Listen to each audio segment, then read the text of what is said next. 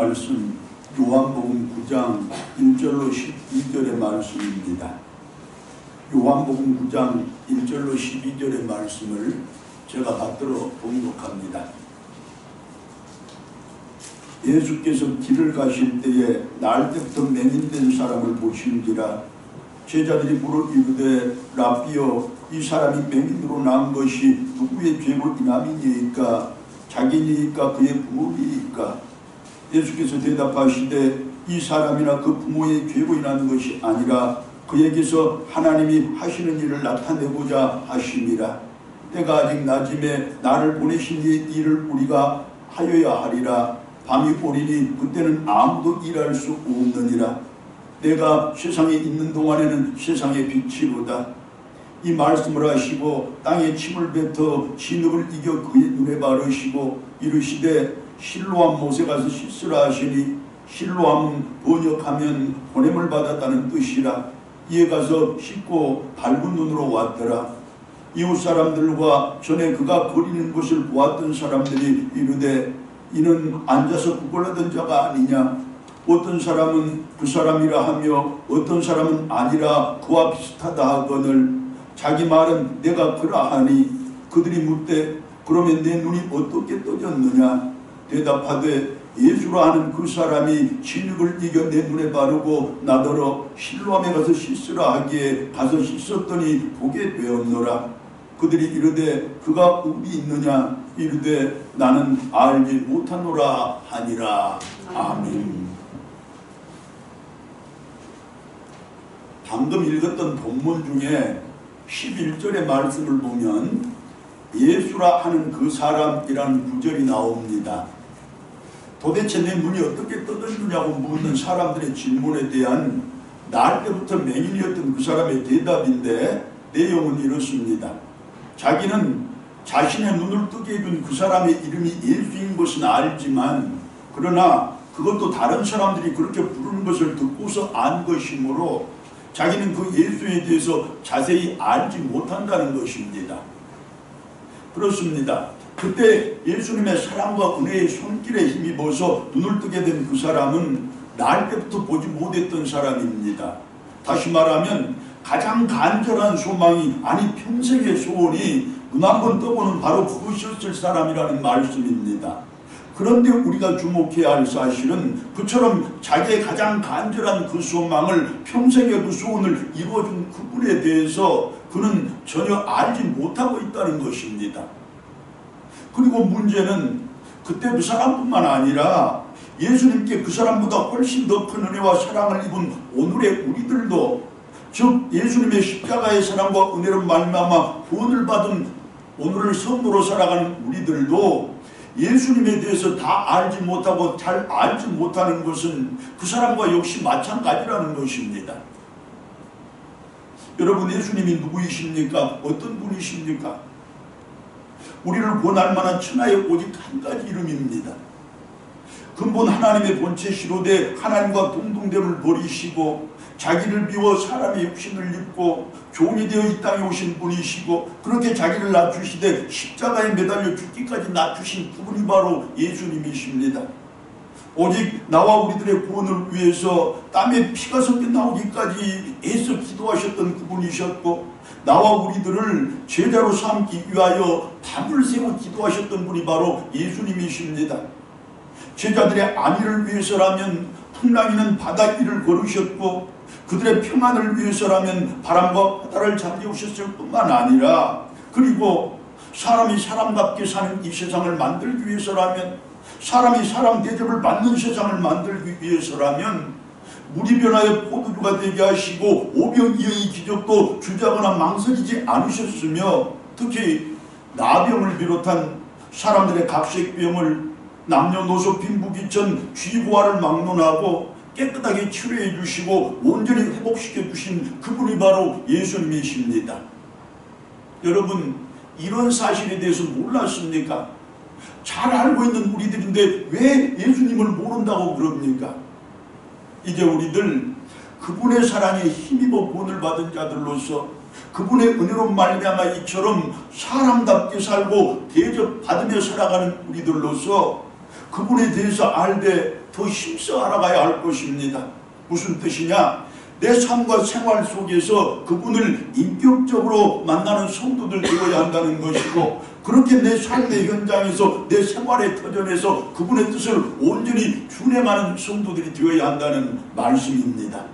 사랑하는 여러분, 예수님을 안다는 것은 지식적으로 안다는 것이 아니고 인격적으로 만난다는 의미이고, 그 인격적으로 만난다는 그것이 바로 내 삶의 현장에서 내 생활의 터전에서 그분의 뜻을 온전히 준행하는 것이라는 사실을 이 시간에 먼저 마음에 담는 우리들 되기를 바랍니다.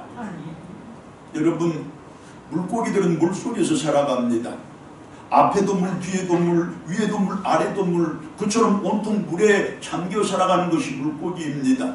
하지만 그렇게 온통 물에 잠겨 살아간다고 할지라도 자기가 힘써 물을 들이키지 않으면, 스스로 애써 그 물을 마시지 않으면 그 물고기는 이내 죽고 맙니다. 왜냐하면 물고기에 있어서의 죽음이란 물과의 결연이고 단절이기 때문입니다. 물속에 있다고 해도 물을 스스로 마시지 않으면 물과 단절되고 만다는 뜻 아니겠습니까? 사람들은 공기 속에서 살아갑니다. 역시 위에도 아래도 오른쪽에도 왼쪽에도 온통 공기로 가득한 그 공간 속에서 살아가는 것이 바로 우리들입니다. 하지만 그처럼 아무리 풍성한 공기 속에서 살아가는 우리들이라고 할지라도 내가 힘써 그 공기를 호흡하지 않으면, 스스로 애써 그 공기를 마시지 않으면 우리들도 곧 죽게 됩니다. 왜냐? 사람에게 있어서의 죽음이란 공기와의 단절 아니겠습니까? 어디 그 물고기와 사람들 뿐이겠습니까? 모든 나뭇가지에게 있어서 죽음은 줄기와의 절단이고, 모든 줄기에 있어서의 죽음은 뿌리와의 분리이며, 더하여 모든 뿌리에게 있어서의 죽음은 땅과의 이격입니다. 결국 죽음의 근본 의미는 절연이고 단절이며 분리고 이격이라 그 말씀입니다. 우리가 하나님의 백성들로서, 하나님께 속한 사람들로서, 그분의 줄기된 가지된 우리들로서 하나님과 분리되고 하나님과 단절되고 하나님과 이격되면 우리들이야말로 곧 죽은 목숨이라 그런 뜻 아니겠습니까? 모세가 하나님의 산 호렙에서 처음으로 하나님을 배웠을 때 하나님께 이렇게 묻습니다. 당신은 누구이십니까? 하나님께서 그에게 대답을 하십니다. 나는 나다. 즉 하나님은 스스로 존재하시는 분이시로되 항상 지금 여기에서 현재적으로 존재하시는 분이시라는 것입니다. 구약성경 출애굽기 3장 14절의 말씀의 증언입니다. 또한 당신은 아직 50세도 못 되었는데 어떻게 아브라함을 보았느냐고 따지는 그 유대인들을 향해서 아브라함이 나기 전부터 내가 있었느니라 라고 말씀하신 예수님이셨습니다. 오늘의 본문에 앞서는 요한복음 8장 58절의 말씀으로서 예수님은 과거의 어느 한 시점에서 잠시 계셨던 그런 분이 아니라 시간과 공간을 초월해서 영원히 현재적으로 우리 곁에서 존재하시는 분이라는 말씀입니다. 즉 하나님도 그렇고 예수님도 마찬가지로 지나온 우리들의 인생의 여정에서 언제나 현재적으로 함께해 주셨던 분이시고, 물론 지금도 우리와 함께 계시며 더하여 우리들의 미래에도 영원토록 현재적으로 우리와 함께 계신다는 것입니다. 다시 말하면 우리는 항상 하나님의 은혜 가운데서 살아가고 항상 예수님의 사랑을 호흡하며 살아가는 존재들이라는 뜻이고, 결국 우리는 그처럼 온통 삼위일체 하나님의 현재적인 은혜에 빠져서 살아가는 존재들이고 그 사랑에 잠겨서 살아가는 존재들이라는 말씀입니다. 자, 말씀의 증거가 그렇고 사실이 또한 이런데, 즉 삼위일체 하나님은 항상 현재적으로 우리들과 함께 계시는데, 그러나 그럼에도 불구하고 우리 스스로가 힘써 그분들과 동행하지 않으면, 애써 그분들의 뒤를 쫓아가지 않으면, 그분들의 은혜와 사랑을 내가 힘써 호흡하고 애써 마시지 않으면, 그분들의 말씀을 힘써 순종하고 애써 실천하지 않으면 우리는 끝내 영적으로 죽은 사람들이 되고 만다는 것입니다. 인간의 영적인 죽음이라는 것은 하나님과 단절이고 예수님과의 결연이기 때문입니다. 여러분, 지금도 우리는 하나님의 은혜 가운데 잠겨 있습니다. 예수님의 사랑 가운데 담겨져 있습니다. 그렇게 잠겨있고 담겨져 있는 우리들일지라도 그 은혜를 내가 힘써 취하지 않으면, 그 사랑을 내가 애써 실천하지 않으면 우리들은 그분과 단절된 사람들이요, 그분과 절연될 사람들로서 결국 죽은 사람들이라, 그런 말씀입니다. 풍성한 그분들의 은혜, 넉넉한 그분들의 사랑, 내가 힘써 마시고 애써 호흡하는 그런 신앙에 열심히 있는 우리 모두이기를 바랍니다. 자, 그렇다면 공기 같은 그분들의 그 은혜를 항상 호흡하면서 살아가고, 물과 같은 그분들의 그 사랑을 항상 마시면서 살아가는 그 방법이 무엇이고 어떤 것입니까? 다시 말해, 항상 현재적으로 여기서 나와 함께 하시는 그분들을 직접 교제하면서 그렇게 그분들의 사랑과 은혜를 날마다 먹고 마시면서 영원히 살아있는 자들로, 영원히 건강한 사람들로 살아가는 방법이 있을 것인데, 그것이 무엇이냐는 물음입니다. 그에 대한 대답을 평생토록 누구보다 더 영적인 건강을 풍성하게 누리며 살아왔던 저 유명한 다윗이 구약성경 116편 6절의 말씀을 통하여 우리들에게 이렇게 들려줍니다. 여호와께서는 어리석은 자를 보존하시나니 내가 낫게 될 때 나를 구원하셨도다. 자, 여기에서 이 어리석다라는 이 말은 단순한 사람이라는 뜻인데, 구체적으로 풀어보면 하나님의 말씀에 대해서는 절대로 이것저것 따지지 않고 무조건 낮아지는 사람, 즉 절대적으로 순종하는 사람들을 일컫습니다. 또한 낫게 되다라는 이 말은 내 형편과 처지가 매우 어려워졌다라는 뜻도 있지만, 그보다는 내가 내 자신을 평가하고 판단하건대 나는 한없이 연약하고 부족하다는 그 사실을 스스로가 인정할 수밖에 없는 상태라, 그런 뜻입니다. 그렇습니다. 다윗이 비록 한 나라의 모든 권력을 한 손에 움켜쥐고 있는 절대 군주였음에도 불구하고 그가 낮은 마음을 가졌을 때, 또한 그의 자세가 한없이 낮아졌을 때 비로소 언제나 현재적으로 자기와 함께 하시는 하나님을 현실적으로 만날 수 있게 되었다는 그런 말씀입니다. 낮고 낮은 마음의 소유자가 되고 낮고 낮은 자에서의 소유자가 되었을 때, 다시 말하면 결국 겸손한 내가 되었을 때 비로소 하나님을 내 삶의 자리에서 직접 만날 수 있게 된다는 그런 말씀입니다. 할렐루야. 맞습니다, 여러분. 하나님께서는 언제나 지금 내 곁에 현재적으로 계시지만, 예수님께서는 언제나 현재적으로 나와 함께 해주시는 분이시지만, 우리는 그렇게 그분들의 은혜와 사랑 가운데 빠져 살고 잠겨 살아가는 사람들이지만, 그럼에도 불구하고 내가 낮아지지 않으면, 내가 겸손해지지 않으면 그 은혜와 사랑이 결코 나의 것이 될 수 없다는 말씀입니다. 절대로 내 영혼 살리지도 못하고 강건하게 만들지도 못한다는 뜻입니다.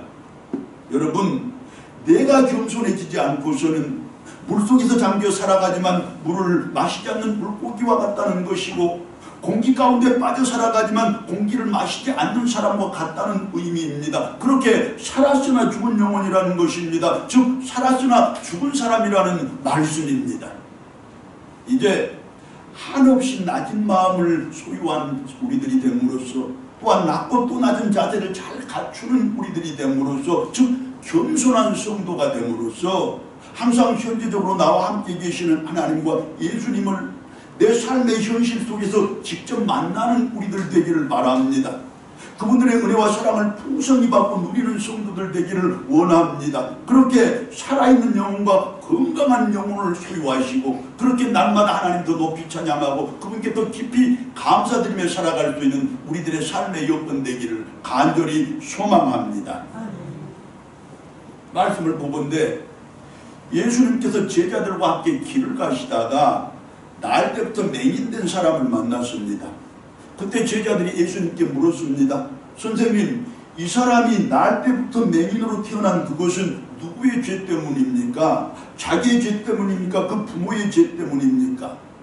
예수님께서 아주 단호하고 분명하게 그들에게 대답을 하십니다. 그를 통해서 당신의 능력을 나타내시려고 하나님께서 하신 일일 뿐이지 그 부모의 죄도 아니고 그 사람의 죄도 아니라는 것입니다. 따라서 그를 바라보는, 아니 세상의 모든 약한 자들, 병자들을 바라보는 그 제자들의 생각과 시선을 바꿔야 한다는 것인데 본문 3절의 말씀입니다. 예수께서 대답하시되 이 사람이나 그 부모의 죄로 인한 것이 아니니라. 그에게서 하나님이 하시는 일을 나타내고자 하심이라. 맞습니다. 날 때부터 앞을 보지 못하는 그 사람을 대하는 예수님과 제자들의 생각과 시선이 근본적으로 달랐음을 말씀은 우리들에게 보여줍니다. 제자들은 그 사람을 죄인으로 보았고 그에게서 죄의 근본 원인을 찾고자 했던 것입니다. 즉 제자들에게 있어서의 그 맹인은 흥미와 화제의 대상이었을 뿐이지 결코 사랑과 구원의 대상이 되지 못했던 것입니다. 하지만 예수님께 있어서의 그 사람은 결코 흥미의 대상도 아니고 절대로 화제의 대상도 아니었습니다. 오직 사랑의 대상이었고 오직 구원의 대상이었던 것입니다. 따라서 제자들은 그 맹인을 대상으로 사람의 생각을 했었고 예수님은 하나님의 일을 행하시고자 했던 것 아니겠습니까?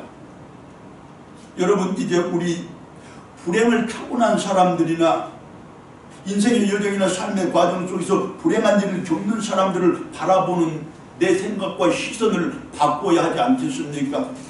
이제 그들을 바라보는 우리들의 생각과 시선은 주로 그들의 불행에 그 초점이 맞추어져 있었습니다. 따라서 흥미에 맞추어져 있었습니다.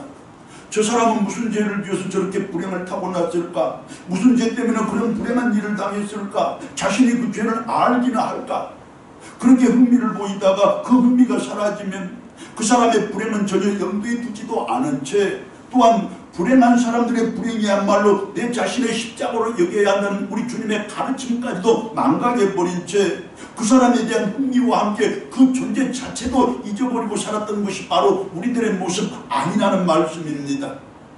이제 누구의 불행을 볼지라도 그 불행을 통해서 그 사람에게 나타내고자 하는 하나님의 일을 먼저 생각하고 먼저 바라볼 줄 아는 성도들 되시기를 바랍니다. 그리고 하나님의 그 일은 다름 아닌 그를 구원해주는 일이고 그를 통해서 하나님의 위대한 능력과 영광과 존귀를 나타내는 이름도 우리들이 꼭 기억할 필요가 있습니다. 할렐루야. 이처럼 불행한 사람들을 바라보는 우리들의 생각과 시선을 똑바로 교정시켜 주신 예수님께서 이어서 직접 그 맹인에게 하나님의 일을 시행하시는데 어떻게 하시느냐? 땅에다 자신의 침을 뱉어 진흙을 이겨서 그의 눈에다 발라주시는 것입니다. 그리고 실로암 못에 가서 그 눈을 씻으라고 명령을 하십니다. 본문 6절과 7절입니다. 이 말씀을 하시고 땅에 침을 뱉어 진흙을 이겨 그의 눈에 바르시고 이르시되 실로암 못에 가서 씻으라 하시니라. 여러분, 성경 말씀이니까 순종의 마음으로 받기는 합니다만 그러나 이 본절의 말씀 한 절만을 떼어놓고 보면 선뜻 이해하기가 어려운 장면입니다. 무엇이냐? 예수님이 어떤 분이셨습니까? 제자들이 풍랑을 만나 죽게 되었을 때 말로 바다를 꾸짖어서 그 풍랑을 잠재워 주신 분이셨습니다. 죽은 나사로의 시체가 날이나 지나 이미 썩은 냄새가 진동을 했지만 그러나 그 무덤을 향해서 나사로야 나오너라 그 한마디를 외침으로써 죽은 나사로가 수의를 입은 채로 걸어나오게 하신 분이 예수님 아니셨습니까? 뿐만 아니라 말씀 한마디면 그리고 손길 한 번이면 나병 환자가 치유되고 말 못하는 사람의 입이 열리고 듣지 못하는 사람의 귀가 열리는 그야말로 말씀으로 기적을 연출하시는 그분이 바로 예수님이셨습니다. 그런데 왜 본문 속의 이 맹인에 대해서는 그처럼 눈을 떠라 그냥 말씀으로 명령하시지 않고 그때여 힘을 뱉고 진흙을 이겨서 그의 눈에 발라주시는 그 성가신 일을 하신 것입니까? 그 유쾌하지 못한 일을 하신 것입니까? 더하여 그냥 그 자리에서도 충분히 눈을 뜨게 하실 수 있는 분이 예수님이신데 그가 맹인인 것을 뻔히 알면서도 멀리 떨어져 있는 그 실로암 못에까지 가서 눈을 쓰라고 명령하신 이유가 있을 것인데 그것은 또 무엇입니까? 예수님께서는 그럴 만한 충분한 이유가 있었던 것입니다.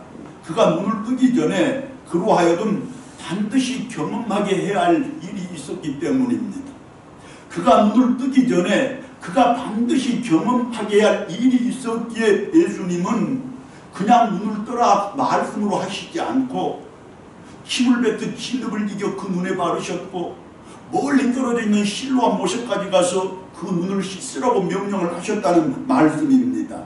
그러면 그 이후에 첫 번째로 그로 하여금 당신과의 인격적인 만남을 분명하게 경험하게 하고 그 인격적인 만남이 무엇인지를 확실하게 깨달아 알게 하고자 한 것입니다. 맞습니다. 맹인의 눈을 즉석에서 간단히 고칠 수 있는 충분한 능력을 갖고 계셨음에도 불구하고 예수님께서는 힘을 뱉고 진흙을 이겨 바르는 등의 시간과 힘과 정성을 투자하여 그를 고치셨습니다. 그런 데는 그래야만 하는 분명한 이유가 있었던 것인데 다시 말씀드리거니와 그에게 예수님과의 인격적인 만남을 경험하게 하고 그 인격적인 만남이 무엇인지를 알게 하고자 하였다는 말씀입니다.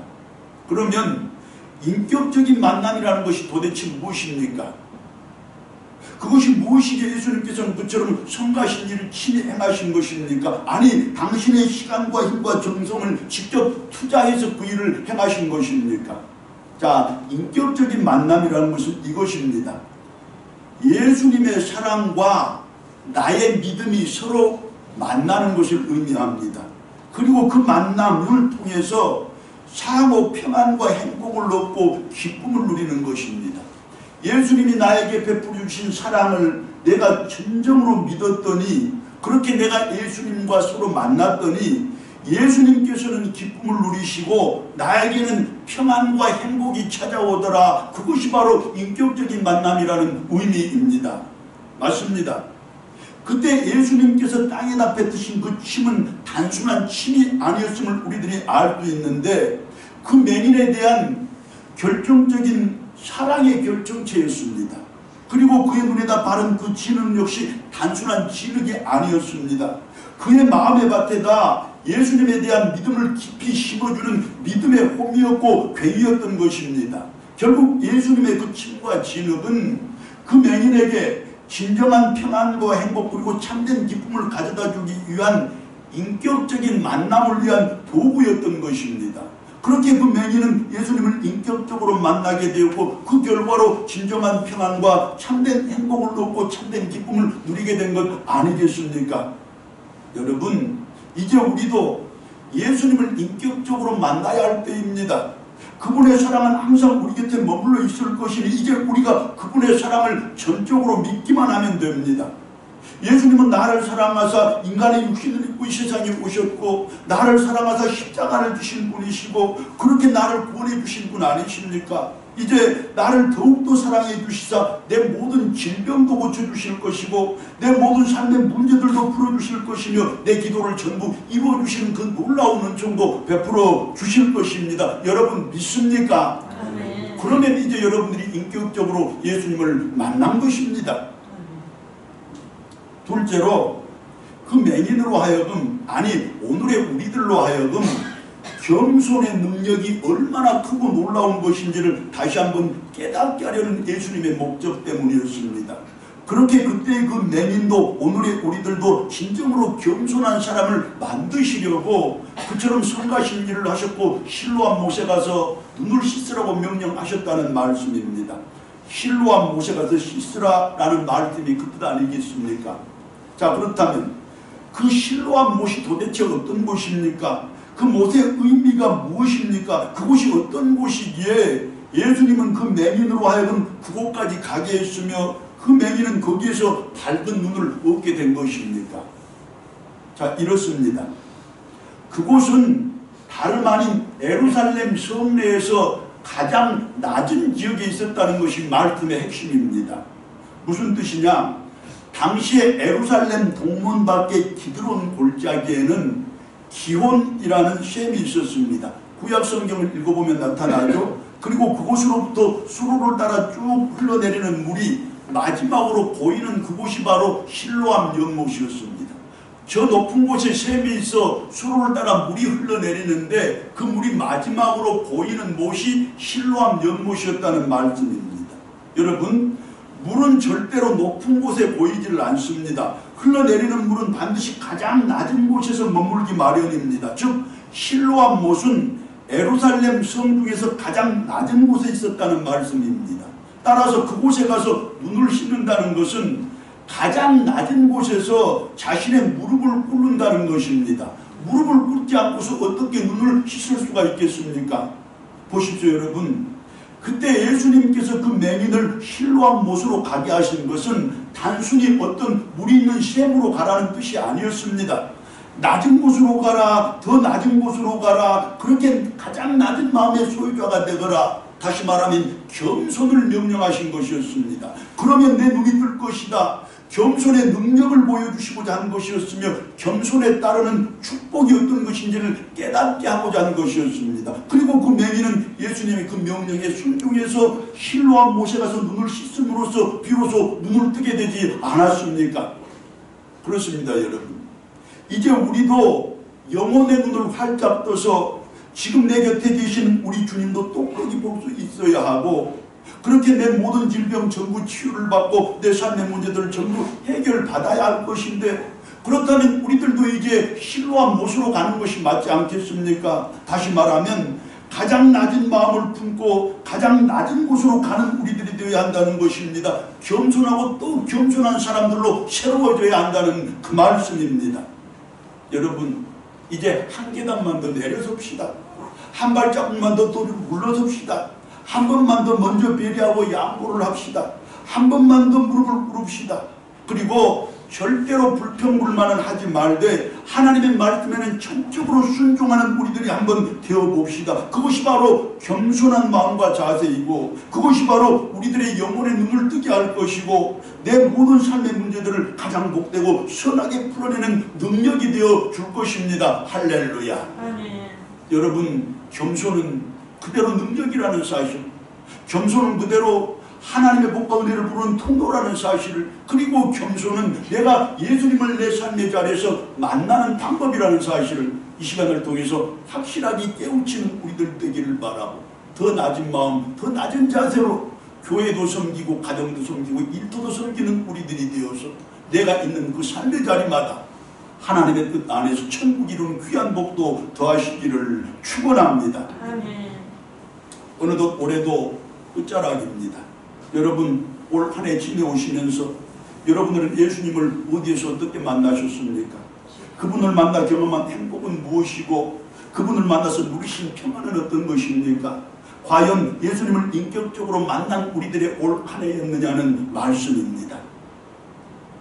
어릴 때는 나보다 중요한 사람이 없고, 나이 들면서는 나만큼 대단한 사람이 없어 보였는데 어느덧 나보다 못한 사람이 없습니다.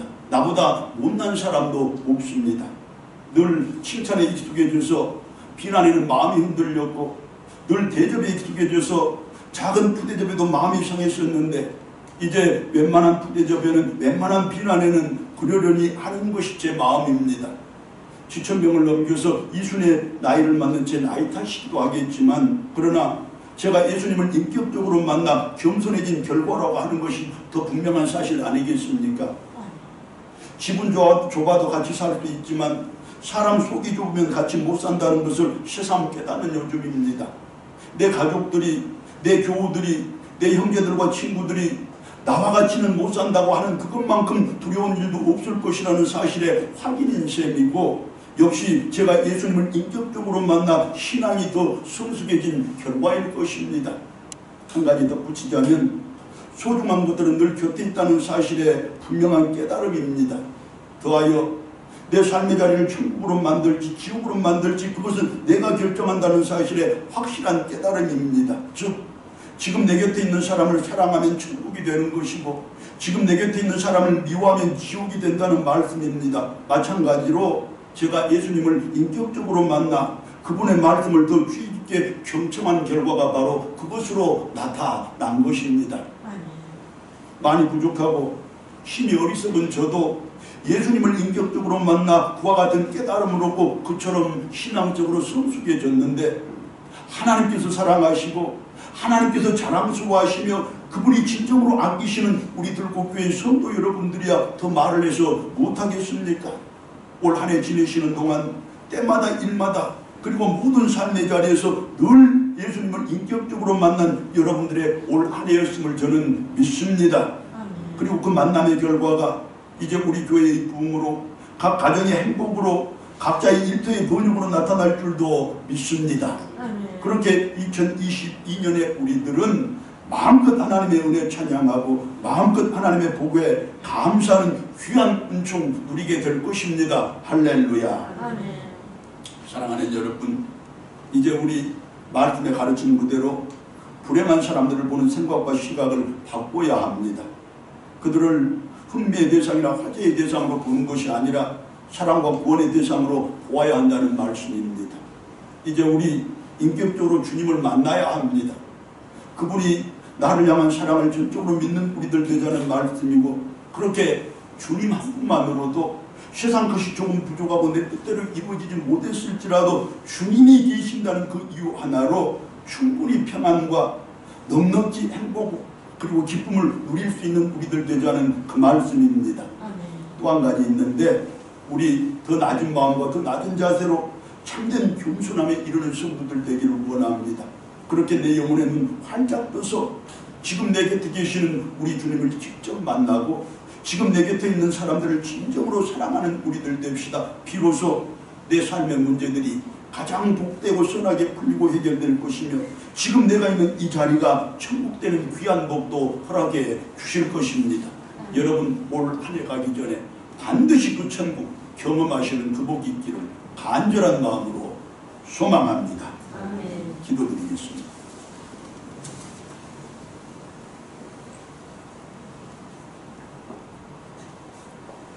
하나님 아버지, 우리가 매일 내 삶의 자리에서 예수님을 인격적으로 만나는 성숙한 성도들 되게 해주시옵소서. 그 만남이 나의 겸손함으로 이어지게 도와주시고 그 겸손이야말로 내 삶의 진정한 능력이고 내 삶의 모든 문제들을 속 시원하게 풀어내는 방법이라는 사실도 이 시간에 확실히 마음에 담는 저희 모두에게 해 주시옵소서. 하나님, 올해 만난, 아니 인격적으로 만난 우리 주님이 이제 내년에는 우리의 삶의 능력으로, 우리의 삶의 지혜로 우리 가운데 내주어서 우리가 더 높이 하나님 찬양하고 더 깊이 하나님 감사하는 복된 한 해로 맞게 하여 주시옵소서. 우리 들꽃 성도들 한 분 한 분 하나님께서 한 해를 지켜주셨으니 이제 나머지 시간을 통하여 온전히 마무리 짓고 잘 마무리하는 귀한 복 누리게 하시되 더 복된 한 해, 더 은혜로운 한 해를 잘 준비하는 그 은총도 베풀어 주시옵소서. 우리 주님 예수 그리스도의 이름으로 기도드리옵나이다. 아멘.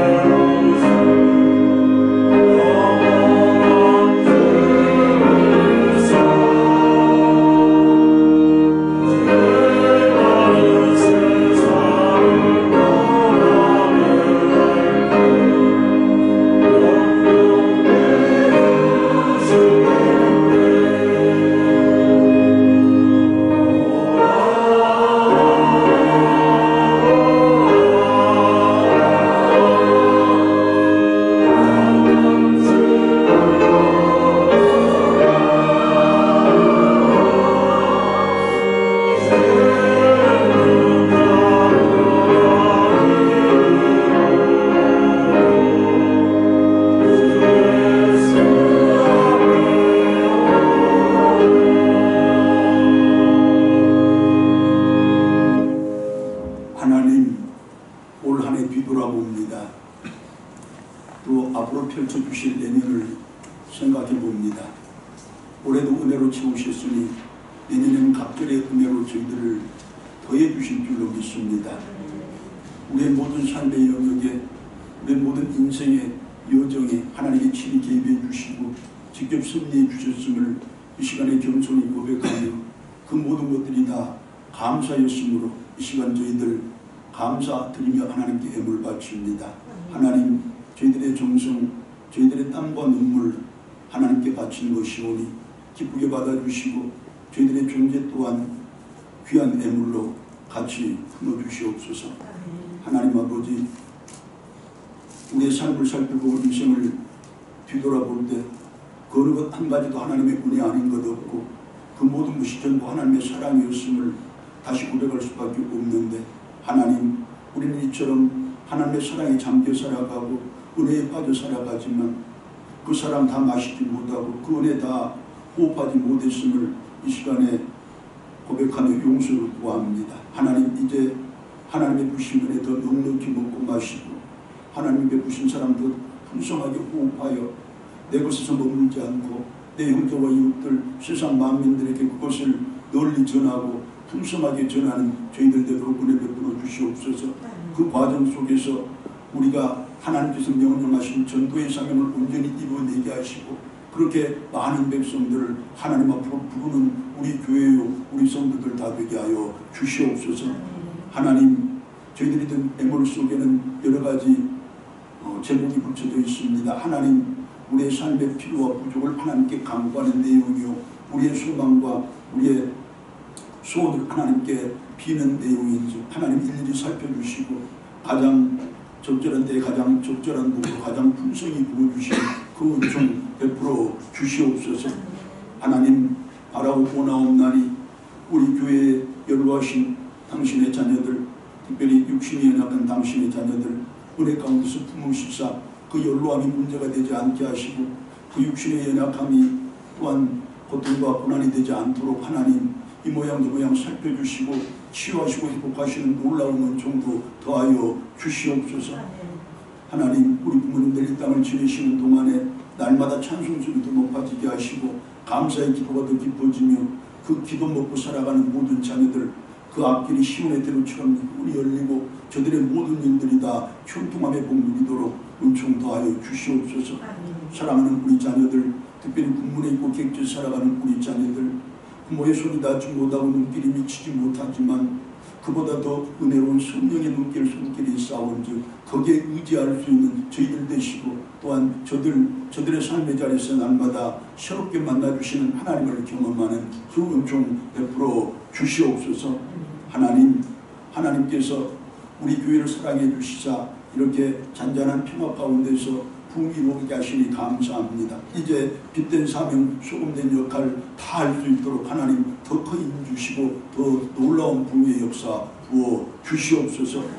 하나님, 오늘도 당신의 여러 일꾼들이 오늘의 예배가 하나님께 영광 돌리고 우리 교회가 하나님께 자랑되게 하고자 많은 땀과 여러 가지 기도로 무릎 꿇었습니다. 하나님, 저들의 삶에 저들의 생활에 하나님 필요와 부족을 갑절로 더하시고 7배로 더 부어 주시옵소서. 아뢰지 않은 것들까지 아뢰지 못한 것들까지도 다 살피시는 하나님이시니 우리의 모든 것이 다 부족함이 없고 차고 넘치는 그 복 더하실 것 믿고 바라오며 우리 주님 예수 그리스도의 이름으로 감사기도 드리옵나이다. 아멘.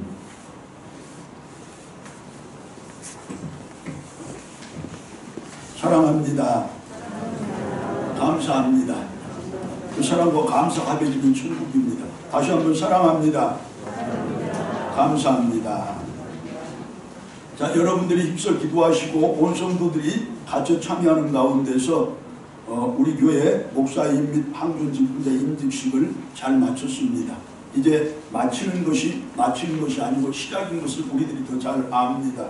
새롭게 세워진 일꾼들을 중심으로 또 기존의 일꾼들과 힘을 합해 합력하여 선을 이루시는 하나님의 뜻을 우리 교회를 통해서 잘 펼치시기를 진심으로 바랍니다. 자, 올해 성탄절 예배는 전 교인 찬양 예배를 드리도록 그렇게 하겠습니다.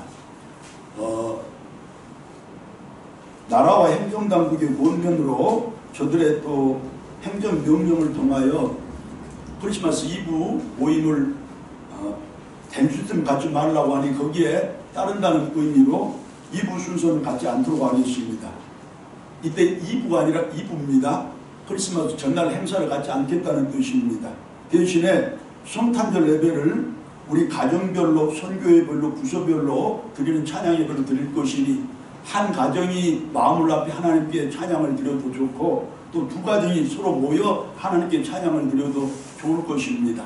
그렇게 해서 우리 온 교우들이 같이 참여할 수 있도록 그렇게 하시길 바랍니다. 그리고 부서별로도 선교회별로도 찬양을 준비하시면 더 풍성한 찬양 잔치가 될 줄로 믿습니다.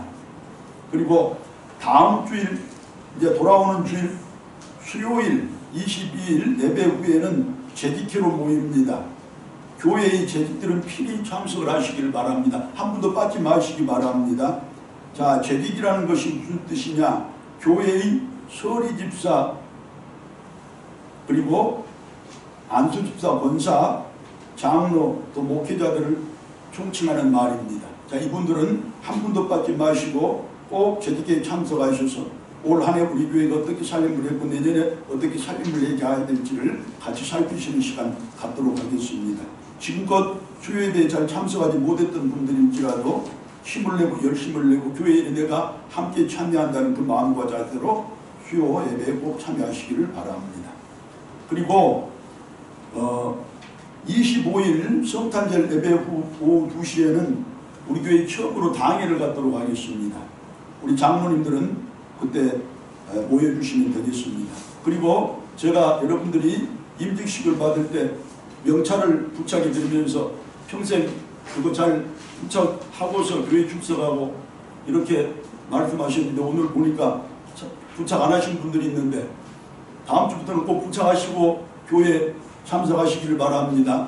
여러분들 성함을 알리려고 그러는 것이 아니고 우리 교회 가운데 여러분들 성함 모르는 분 없습니다. 그러나 중요한 것은 내가 이 직분을 무겁게 여기고 하나님 앞에 서는 그날까지 최선을 다해 직분을 감당하겠습니다. 그런 마음의 각오와 자세를 잊지 말라는 그런 뜻입니다. 꼭 부착하시고 교회 출석하시기를 바랍니다.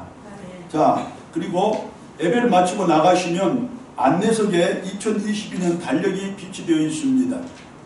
가정마다 한 분씩은 꼭 가져다 가정에 가장 잘 보이는 곳에 부착을 하시고 또 필요하시면 가져다가 전도의 선한 목적으로 사용하셔도 좋습니다.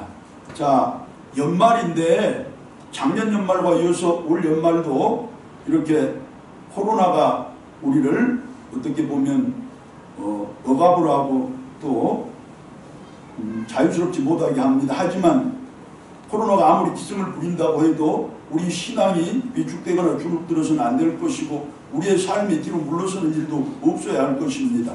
열심히 신앙생활하고 힘써 세상에 살되 그러나 내 관리는 더욱 철저하게 잘 하시는 우리들 되기를 바라고 각종 모임 특별히 조심하시고 또 출타나 외출도 각별히 주의하시기를 바랍니다. 이 밖에 여러 가지 소식들 서로 나누면서 함께 위하여 기도하시고 함께 기도하심으로 문제들을 같이 풀어내는 가족 같은 가족 되는 우리 교회 되기를 다시 바랍니다. 이제 일어나셔서 270장 찬송 같이 부릅니다. Oh